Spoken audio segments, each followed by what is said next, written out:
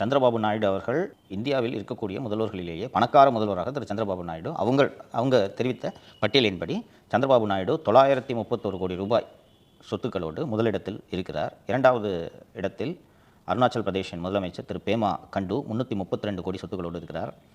கர்நாடக முதல்வர் சித்தராமையா 51 கோடி சொத்துக்களோடு இருக்கிறார்.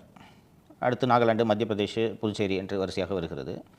இதில் அங்கிள் ஸ்டாலின் 14வது இடத்தில் வெறும் 8 கோடி சொத்துக்களோடு இருக்கிறார். ஏன் இந்த 8 கோடி வருதுன்னு சொல்லுங்க பார்ப்போம். கரெக்டாக திரு கருணாநிதி அவர்களுடைய சொத்து ஏதாவது மு.க. ஸ்டாலின் அவருக்கு டிரான்ஸ்ஃபர் ஆயிருக்குமோ? அது போல டிரான்ஸ்ஃபர் ஆன சொத்துக்களை மட்டும்தான் கணக்கில் காட்டியிருப்பார்கள். இப்போ அவர் பயன்படுத்துகிற காரோட விலை எவ்வளோ? ரேஞ்ச் ரோவரா? 1.5 கோடி சொன்னீங்க. 2 கோடி. அது இந்த 8 கோடியில் வருமா? வராது. பேரனோட பேரில் எல்லாம் இருக்குது. பேரன் பேரில் இருக்குது. இதுக்கு முன்னாடி பயன்படுத்திட்டு இருந்த காரு மகன் பேரில் இருந்துச்சு. ஃபஸ்ட்டு ரெட் ஜெயிண்ட் பேரில் இருந்துச்சு, அடுத்து மகன் பேருக்கு வந்துச்சு. அதுக்கு பிறகு இப்போது பயன்படுத்துகிற காரு பேரன் பேரில் இருக்கிறது.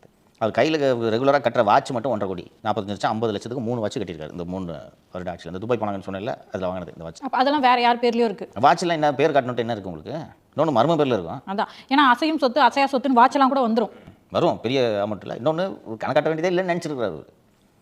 ஸோ இவங்க பேரில் இருக்கிற சொத்து என்னன்ட்டு பார்த்தீங்கன்னா இந்த மாதிரி வச்சுப்பாங்க. கருணாநிதி பேரில் கடைசி வரைக்கும் காரில் தெரியுமா? இவர் பேரில் காரில் தெரியுமா? நம்ம கூட கார் வச்சுருக்கோம். ஆனால் பார்க்குறவங்க முதலமைச்சருக்கு காரே இல்லாமல் எவ்வளோ ஏழப்பா அவர். ஆனால் போகிறது எத்தனை கோடி காரில்? 2 கோடி.